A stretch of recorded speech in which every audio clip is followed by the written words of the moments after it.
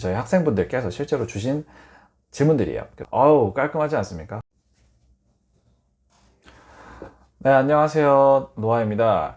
자, 오늘은 이제 정작 뭘 할 거냐면 섹션별로 많이 받는 질문들에 대해서 하나씩 좀 답변을 드려보도록 하겠습니다. 저희가 이제 바로 앞에서 수업을 하는 건 아니다 보니까 너무 구체적인 내용까지는 좀 다루기 힘들 수도 있어요. 어떤 특정 표현을 아니면 어떤 특정 문장 구조를 어떻게 해석을 하나요? 이런 것들까지는 못할 수도 있지만, 그리고 그런 것들은 사실 수가 엄청나게 많겠죠. 왜냐하면 응시자분들 별로 지문마다 다른 질문들이 있으실 테니까요. 그런데 지금 말씀드리는 거는 좀 더 제너럴하게 저희 학생분들께서 실제로 주신 질문들이에요. 그래서 이것들이 실존하는 질문들이고, 그리고 많은 분들께서 좀 공감을 하실 수 있겠다라고 생각이 되는 질문들 위주로 저희가 이제 선정을 했어요. 그래서 이 부분들을 질문에 대한 답변을 한번 들어보도록 하겠습니다. 자, 첫 번째 질문입니다. 문법이 안 돼서 독해가 어려움이라고 하십니다. 정말 솔직히 말씀드리면 지금 이미 말을 하는 사람 입장에서도 문제를 알고 계시니까 답도 당연히 아실 것이라 생각이 됩니다. 예, 문법이 안 돼서 독해가 어렵다. 어우, 깔끔하지 않습니까? 그럼 이제 문법을 하면 되는 거죠. 그렇죠? 근데 그게 있어요. 문법을 가지고 어떻게 하나요? 이런 질문을 하실 거거든요. 제가 말씀드릴 수 있는 건 필요한 걸 해야 됩니다. 필요한 걸. 네. 우리나라에서는 약간 이 문법에 대한 강조를 지나치게 많이 둡니다. 그렇죠? 그리고 실제로 학원들을 어릴 때 이제 중고등학교 때 다니다 보면 거기서 가르치는 선생님들께서 다 공부하신 게 이제 그 한국식 문법 교육 이거다 보니까 아무래도 좀 내신 공부 이런 거 하고, 그리고 수능 이렇게 EBS 이런 거 봐도 가르칠 때 항상 이 문법이 같이 들어가고, 이 문법 원칙을 빠삭하게 알고 있는 사람들이 이제 그죠? 강사가 되는 거겠죠. 근데 사실 저 같은 경우는 문법을 가지고 100% 알고 있지는 못하지만 그냥 그렇게 말씀드릴게요. 모든 강사가 100% 알고 있지는 못해요. 어디에서 붙던가 아니면 어디 특정 부분에는 항상 문법적인 문제가 있을 겁니다. 네, 그런데 그냥 깔끔하게 말씀을 드릴게요. 깔끔하게 말씀을 드리면 필요한 것만 해야 된다. 네, 이걸 말씀을 드리도록 하겠습니다. 그럼 이제 선생님이 여기서 물어보겠죠. 필요한 거는 뭔가요? 라고 이제 질문하실 수가 있는데, 이 필요한 문법이란 바로 해석과 영작에 필요한 문법입니다. 이제 어떤 게 있느냐를 이제 물어보시면, 정말 초보자라셔서 잘 모르시겠으면 그냥 주절부터 시작하시는 걸 추천드립니다. 예, 주어, 동사, 목적어 이거부터 철저히 하시고 가시면 됩니다. 거기서 시제 아니면 수일치 이런 거는 그냥 정말 솔직히 말씀드리면 너무 그렇게 까다롭게 보진 않는 경우가 많거든요. 예를 들어서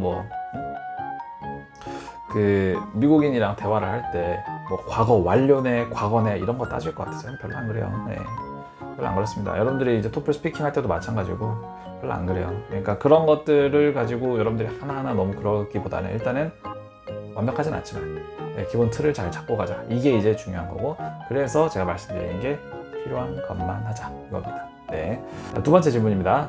아는 단어 수가 적어서 독해가 어렵다. 단어 외우는 게 너무 어렵다. 이러고 있습니다. 여기에서도 이제 문제를 정확히 알고 계시네요. 단어를 모른다. 그럼 정답은 뭘까요? 단어를 외워야죠.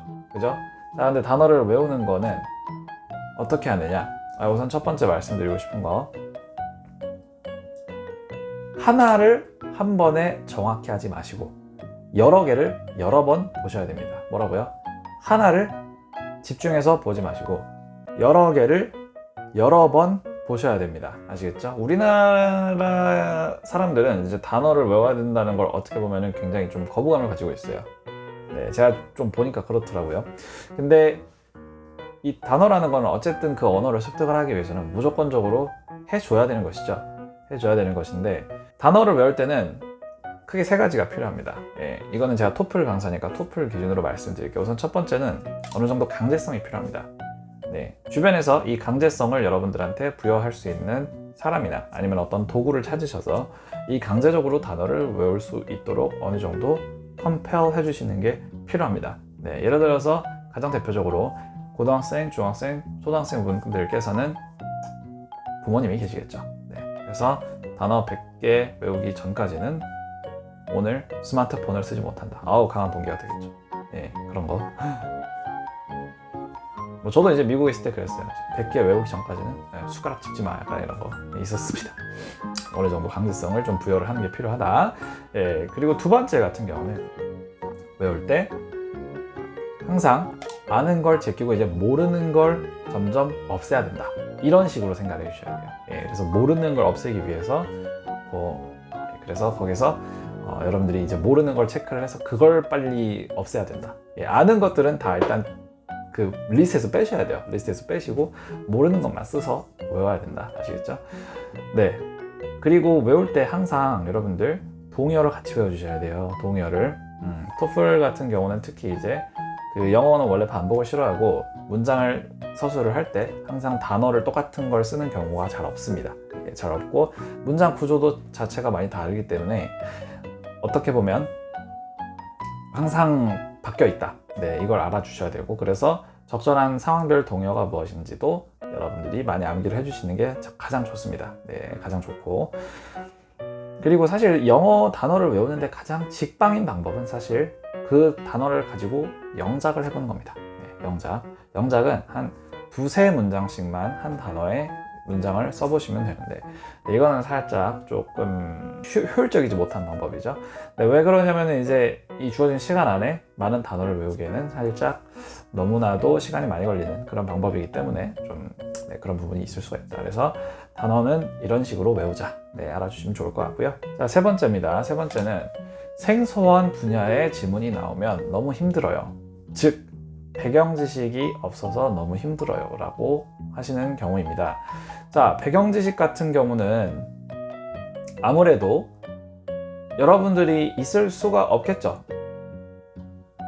제가 여러분들이 뭐 공부를 덜 했다 이런 얘기를 하려고 말씀드리는 건 아니고 그렇다고 뭐 제가 공부를 많이 했다 이런 말씀을 드리려고 하는 것도 아니에요. 실제로 토플 공부하러 오시는 분들 보면은 뭐 박사학위를 준비를 하신다거나 아니면은 뭐 이미 전문직에 계시다거나 이런 등의 저보다 이제 학벌이 엄청나게 더 좋으신 분들도 수두룩하거든요. 정말 수두룩한데 그 말씀을 드리려고 하는 게 아니라 지금 여기서 나오는 이 지문에서 나오는 배경 지식들은 우리나라 대학교에서 그렇게 중시하지 않는 경우들이 많단 말이죠. 여러분 예를 들어서 문과면 어디 가고 싶어 하죠 보통?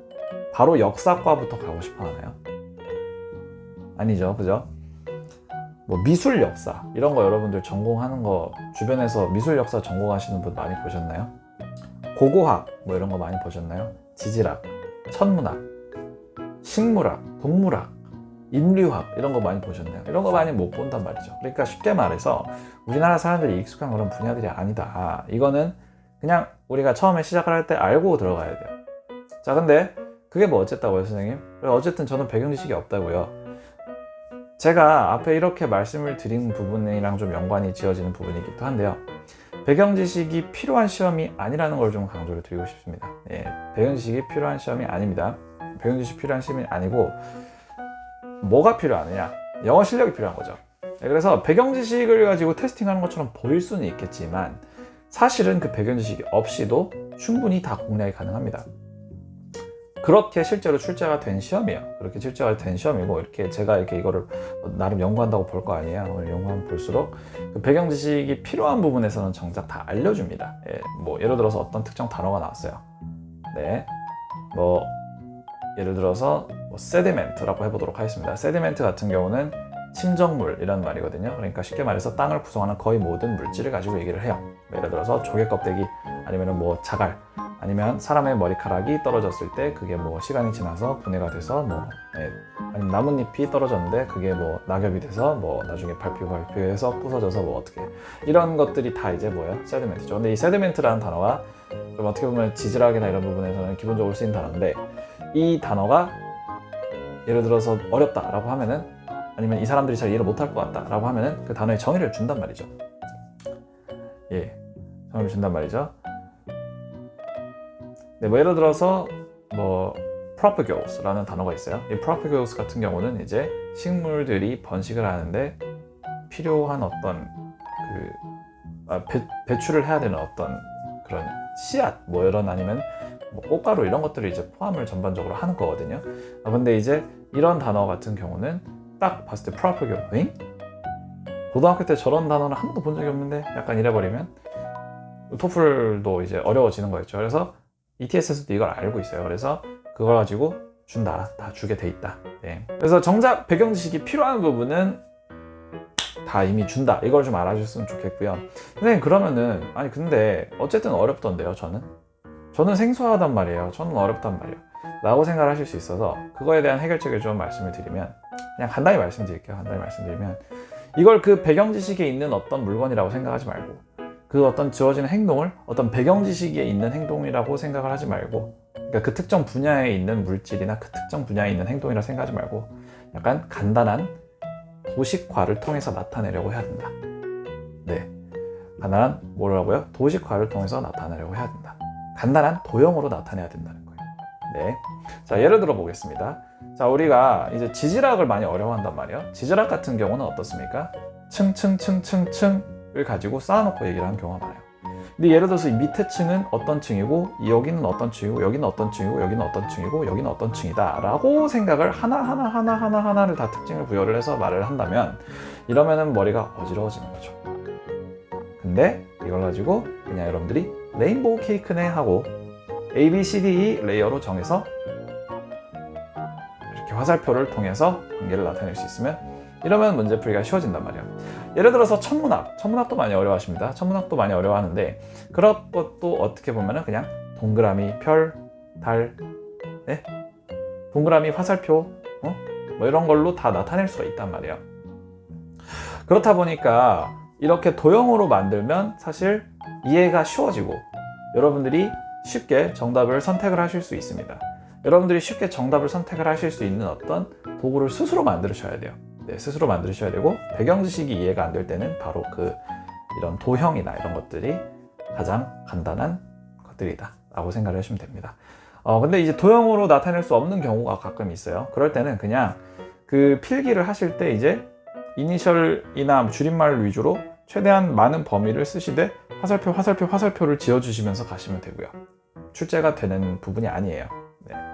사실 배경 지식에서 출제를 하긴 했지만 배경 지식을 요구를 하진 않습니다. 자, 두 번째. 그래서 어떻게 하자? 간단한 도형이나 도식화를 하자. 네, 세 번째. 그래도 잘 안 될 것 같은 부분이면은 필기를 간단하게 빨리 해서 그 관계를 한번 나타내 보자 이겁니다. 네, 그래서 이렇게 말씀을 드릴 수가 있을 것 같습니다. 네, 네 번째 질문입니다. 제가 한 문제 푸는데 시간이 너무 오래 걸려요 라고 말씀을 하시는 분이 계시거든요. 자, 지금 이 한 문제를 푸는데 오래 걸리는 이유는 정확히 말씀을 드리면 문제가 뭘 요구를 하는지를 찾으려는 것보다 이걸 리딩 문제를 하나를 풀어야지 라고 생각을 하시기 때문에 그렇습니다. 자, 말이 좀 어렵나요? 쉽게 말씀을 드리면 이 문제가 요구하는 정보를 찾으려고 리딩 지문에서 찾아서 들어가는 게 아니라 문단을 처음부터 읽으시거나 아니면 지문을 처음부터 읽으시거나 하시면 시간이 오래 걸립니다. 네, 내가 필요 이상으로 읽으려고 하면 시간이 오래 걸려요. 무슨 말씀인지 이해되셨나요? 그래서 지금 이것 같은 경우는 첫 번째, 문제가 뭔지 명확히 파악을 하자. 그리고 두 번째, 그 문제를 푸는 노하우를 어디서든 익혀보자. 뭐 학원을 다니시든 아니면 인강을 들으시든 뭐 아니면 주변 사람한테 물어보시건 과외를 받으시건 뭐 다 좋습니다. 근데 어쨌든 문제 푸는 방법에 대해서는 여러분들이 숙달을 하셔야 된다. 세 번째는 이제 그 부분만 딱 보고 아닌 것들을 빨리 제껴내서 정답을 골라보자 이겁니다. 네, 그렇게 말씀을 드리고 싶어요. 그래서 한 문제를 풀 때 여러분들이 정답을 찾아야 된다는 어떤 명확한 고를 가지고 이제 골라주셔야 된다. 네, 이거는 말씀을 좀 드리고 싶고요. 이 다섯 번째 질문은 뭐냐면은 패러프레이징을 할 때 어떤 부분은 빠지고 어떤 부분은 안 빠지는데 이걸 뭐가 중요한지를 잘 모르겠어요 라고 말씀을 하십니다. 자, 간단히 말씀드리면 이 패러프레이징이라는 건 문장의 재구성이에요. 이게 영어에서는 특히나 많이 사용이 됩니다. 예를 들어서 주장하다 라는 말도 미국에서는 assert, claim, 뭐 contend 아니면 maintain 뭐 다양한 동의어들이 나온단 말이죠. 그렇기 때문에 이런 동의어들의 존재 때문에 패러프레이징이 어려운 것도 있을 수 있고, 네, 그리고 막 한 문장을 굉장히 길게 쓰는 경우가 많단 말이에요. 우리나라 같은 경우는 정말 막 일관지 실문을 봐도 뭐 글을 나름 어렵게 썼다는 아니면 논문을 봐도 문장을 막 이렇게 길게 쓰는 경우가 없어요. 그리고 우리나라는 기본적으로 단어가 글자 하나하나에 그 철자들이 많이 들어가도록 되어 있지, 영어처럼 알파벳이 이제 가로로 길어지잖아요. 그죠? 가로로 길어지는 그런 식이 아니기 때문에 이 작은 문장을 봤다가 이 긴 문장을 보면은 사실 사람이 좀 힘들어지는 게 맞습니다. 그게 자연스러운 거고. 그래서 결론적으로 말씀을 드리면 그냥 패러프레이징에서 중요한 건 그냥 이겁니다. 항상 최우선이 있고 우선이 있고 그 다음에 부가적인 게 있어요. 최우선이 뭐냐? 주절입니다. 뭐라고요? 주절입니다. 주절 뭐라 그랬죠? 주어, 동사, 목적어, 그리고 보어까지 포함을 합니다. 그래서 이 문장의 주절이 가장 핵심이에요. 그래서 주절은 항상 빼면 안 되고, 주절에서 가장 중요한 건 뭐냐? 주어입니다. 주어. 그래서 문장의 주어가 뭔지를 여러분들이 명확히 파악을 하시고, 그리고 그 다음이 이제 2순위가 동사, 목적어겠죠? 네, 이런 것들이 항상 문장에 핵심적으로 들어가 있다. 그래서 그건 무조건 들어가 있어야 된다는 거 알아주세요. 그리고 나서 이제 2순위가 뭐냐? 종속절입니다. 종속절. 뭐라고요? 종속절. 이 종속절 같은 경우는 뭐냐면 이제 그 어떤 문장에서 시점이나 이유 아니면 조건을 가지고 설명을 해주기 위한 절이에요.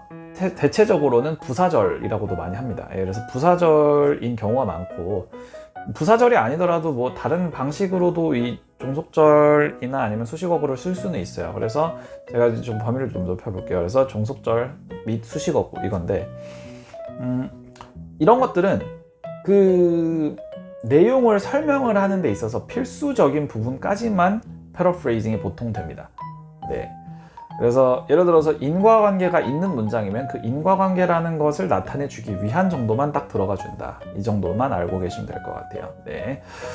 그리고 이제 3순위가 뭐냐? 크게 이제 토플을 기준으로 말씀을 드리면, 첫 번째는 이제 괄호 안에 있는 내용. 네. 만약에 문장 안에 괄호가 있으면 그 괄호 안에 있는 설명 같은 경우는 보통은 거기에 따라서 들어가지 않는 게 많더라고요. 그리고 두 번째, 예시 있죠. 네, 예시. 예시 같은 경우는 구체적으로 뭐 예를 들어서 서치해서 하고 뭐 쓴다든지 아니면 중간에 for instance 하고 잠깐 쓴다든지 이런 것들은 보통 그 문장의 핵심은 아닙니다. 네. 예시는 설명하는 방식이지 내용의 핵심은 아니거든요. 네, 그리고 세 번째 같은 경우는 동격어구입니다. 동격어구. 그래서 예를 들어서 뭐 no와 컴마 a handsome teacher라고 컴마하고 닫고, 이게 이제 뭐예요? 여기서 있는 handsome teacher가 동격어가 되는 건데, 이게 이제 문장에 써 있을 때는 사실 여기서 그 보기에서는 안 써 있을 경우가 많습니다. 네, 그래서 패러프레이징 할 때 어떤 부분을 빼야 된다, 이런 것들을 저희가 좀 알려드렸고요. 네, 마지막 질문입니다. 리딩 섹션에서 마지막 문제를 많이 틀려요. 요약 문제, 카테고리 문제, 이걸 많이 틀려요 라고 말씀을 많이들 하십니다. 자, 이거에 대한 정답 같은 경우는 사실 뭐 강의를 보시는 걸 좀 추천을 드릴게요. 왜냐하면은 제가 지금 여기서 일반적으로 말씀을 몇 마디 드린다고 해서 그게 바로 여러분들이 실력이 늘지는 않을 수도 있어요. 다만 이 방향은 명확히 알고 계셔야 돼요. 방향은 명확히 알고 계셔야 되는데, 그 방향부터 설명을 드리기 전에 리딩 섹션을 접근하는 방법을 말씀을 드릴게요. 네, 리딩 섹션 같은 경우는 항상 먼저 지문이 뜨죠. 그러면은 이제 문제를 바로 보지는 않고 스크롤을 내린 다음에 그 다음에 다음 문제로 넘어갑니다. 그죠? 자, 근데 여러분들이 너무나도 착하게 1, 2, 3, 4, 5, 6, 7, 8, 9, 10, 11, 12, 13, 14 이런 식으로 간다 라고 하면, 물론 지금은 10이죠 이제 shorter IBT TOEFL right? 근데 어쨌든 그 순서대로 간다 라고 하면은 여러분들이 이제 그 어떤 문맥에 대해서 처음부터 하나하나 다 알아가야 된단 말이에요. 그죠? 근데 그러면 시간이 오래 걸려요. 그리고 마지막 막상 문제를 이렇게 이 전체에 대한 테스트를 하는 그런 문제를 보게 되면 여러분들이 앞에 있던 내용 간간히 어떻게 어렵게 푼 내용을 여기서 다시 한번 또 다시 기억을 하라고 하니까 벙찌는 거죠. 네. 기억도 안 나고 시간이 많으면 모르겠는데 마지막 그거 다 풀고 나면 뭐 2, 3분 남았는데 그때 그걸 어떻게 푸냐 이거야. 그죠? 그래서 이제 이 카테고리 문제랑 서머리 문제, 이 두 가지가 많은 리딩 응시자분들께 문제가 되는 섹션, 그 문제들이거든요. 공략법은 그냥 이겁니다. 뒤에를 먼저 가셔서 이게 카테고리 문제인지 서머리 문제인지를 파악을 하셔라. 네. 전원은 이겁니다. 카테고리 문제면 이 카테고리를 빨리 파악을 하셔야 돼요. 네. 예를 들어서 모티베이션에 대해서 설명하는 지문이에요. 예를 들어서 근데 인터널 모티베이션이 있고 익스터널 모티베이션을 얘기를 합니다. 네. 그러면 이제 지문을 쭉 보다가 어떻게 어렵게 풀었는데 그 뒤에 가니까 인터널, 익스터널 하면서 카테고리로 고르라고 나와 있어. 근데 그러면은 아 맞다, 인터널은 무슨 내용이 들어가 있었고 익스터널은 무슨 내용이 들어가 있을지를 몰랐잖아요, 그죠? 이런 문제가 나올 줄 몰랐으니까 그때 가서 다시 그 보기들을 하나하나 다 체크를 해보려면 이게 힘들죠. 그래서 어떻게 하느냐, 그 카테고리가 인터널, 익스터널이 있다는 걸 미리 알면 T자를 그려서 인터널은 무슨 내용, 익스터널은 무슨 내용이 들어간다는 걸 지문을 읽으면서 필기를 하면서 오면 여러분들이 이제 문제를 풀 때 막상 그 필기에 기록된 것들이 있기 때문에 그 기록된 걸 가지고 하나하나 그냥 고르면 되는 거거든요. 그래서 이 카테고리 문제는 사실 배점이 한 3점 이상이 돼요. 그래서 굉장히 어려울 것 같지만 사실 이렇게 먼저 카테고리가 뭐가 있는지를 알고 들어가면 이거는 그냥 꽁으로 3점을 맞을 수 있는 문제다. 이렇게 말씀을 드리고 싶고요. 서머리 문제가 이제 사실 문제가 되는 경우가 많습니다. 왜냐하면 서머리 문제는 가장 많이 나오죠. 카테고리 문제 여러분들이 그 토플 시험 보면 막상 잘 못 봐요. 많이 안 나옵니다. 서머리 문제가 많이 나오죠. 서머리 문제는 그냥 먼저 첫 번째 이 지문의 요약을 얻으셔야 돼요. 지문의 요약이 뭔지를 얻으셔야 됩니다. 그 지문의 요약은 의외로 간단합니다. 서머리 문제에 있는 인트로 센텐스를 읽으시면 돼요. 서머리 문제에 있는 인트로 센텐스를 읽으면 그게 지문 전체에 대한 요약을 한마디로 해놓은 거거든요. 네, 그 지문 전체에 대한 요약을 한마디로 해놓은 거고 그 지문의 어떤 방향까지도 알려주고 중점도 알려주고 그리고 결말까지도 엿볼 수 있는, 쉽게 말하면 예고편 같은 그런 문장입니다. 그래서 그 문장을 가지고 토대로 어떤 단락이 나오는지를 여러분들이 처음으로 다시 돌아가셔서 풀이를 하시면서 살짝이라도 기록을 해놓거나 아니면 머릿속에 파악을 해놓으시면 정작 중요한 게 무엇인지를 모르실 수가 있다. 아시겠죠? 그래서 결국에는 이제 리딩이랑 리스닝이 지향하는 바는 사실 똑같습니다. 그 출제를 할 때 주제 파악을 못 해놓으면 잘 풀기 힘들게 돼 있어요. 주제 파악을 잘 못 해놓으면 잘 풀기 힘들게 돼 있기 때문에 그 주제 파악을 하는 게 이제 필요한 것이고 리스닝에서는 그걸 당연히 뒤에를 먼저 볼 수가 없고 스크립트를 또 뒤에 볼 수도 없죠. 그러니까 당연히 안 되지만 리딩에서는 그게 가능하단 말이죠. 그래서 문제를 뒤에 딱 가봤을 때 여기서 요약 문장을 딱 보면 아 이게 지문이 전체적으로 어떤 내용이구나 라는 걸 미리 알고 갈 수 있단 말이에요. 네, 그래서 그 주제가 먼저 나오면 그 주제에 대한 내용들을 연결을 시키면서 이해를 하면 훨씬 더 쉽게 접근을 하실 수가 있다라는 게 제 말씀을 드리고 싶었던 부분입니다. 그리고 하나의 팁을 좀 추가적으로 드리자면 리딩 서머리 문제에서 그 보기들 있죠. 보기들에서 너무 구체적인 내용을 이야기를 하는 그런 보기들은 다 제끼시면 됩니다. 네, 어떤 특정 예시라거나 특정 인물이라거나 그 특정 인물이 그 진짜 지문의 주인공이 아니었으면 보통은 오답인 경우가 많습니다. 네. 그리고 그 어떤 그 내용의 결말 있죠. 네, 주어 동사 목적어에서 봤을 때 동사 목적어가 너무나도 구체적인 내용을 시사하고 있다거나 이런 것들 아니면 너무 조그만한 내용에 대해서 시사를 하고 있다거나 이 조그만한 내용의 예시를 들어볼까요? 자, 예를 들어서 이런 게 있습니다. 산업혁명 지문이에요. 자, 첫 번째 보기는 증기기관의 발명을 얘기를 하고요. 두 번째 지문은 런던 히드로 공장 폭파 300명 사망. 이 두 가지가 있을 때 여기서 이제 작은 내용이다 라고 하면 어떤 것일까요? 당연히 B번이겠죠. 왜냐하면 사실 뭐 폭파해서 300명이 어떻게 됐다 이거는 그 당시에는 굉장히 큰 일이지만 산업혁명이라는 어떤 큰 맥락에서 봤을 때는 증기기관의 발명이 훨씬 더 큰 내용이거든요. 예, 그래서 정답을 저기서는 A로 고르는 그런 식이 되겠다라고 생각을 해주시면 되겠습니다. 네, 그래서 여러분들 리딩 섹션에서 여러분들이 많이 해주시는 질문들에 대해서 어느 정도 답변을 드리려고 해봤는데요. 혹시 다른 질문이 있으시다면 여기 밑에 댓글로 달아주시면 한번 최대한 알아보고 답변을 드리도록 하겠습니다. 네, 그래서 이상 노아였고요.